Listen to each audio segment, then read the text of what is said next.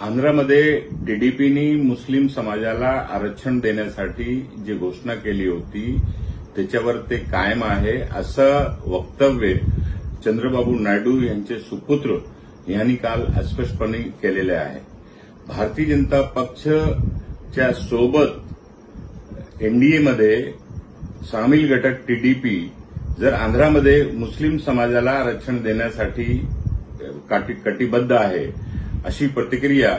तिथून येत असल्याने आता महाराष्ट्रामध्ये जरांगे पाटीलांनी मराठा समाजाला आरक्षण द्यावा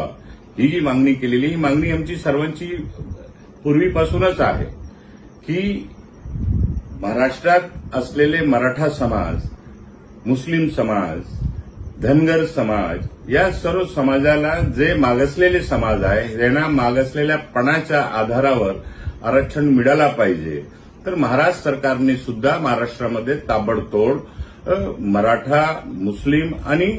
धनगर समाजाला आरक्षण देण्याचा कायदा केला पाहिजे। आता परत केंद्रामध्ये त्यांची सरकार स्थापित होत आहे आणि जर अट शिथिल नसेल तर जसं काँग्रेस पक्षाने सांगितलं होतं की जातीनिहाय सर्वे करून घ्यावं, राहुल गांधींची जी मागणी आहे की जातीनिहाय सर्वे करून आणि 50% जो अट आहे त्याला शिथिल करावा सरकारने आणि तशा प्रकारे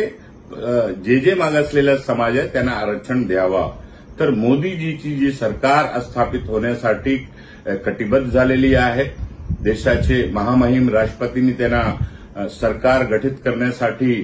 निमंत्रण दिलेलं आहे। तर आता आमची सर्वांची मागणी आहे की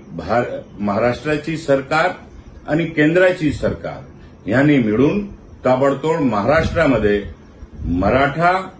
मुस्लिम आणि धनगर समाजामध्ये मागासलेल्यापणाच्या आधारावर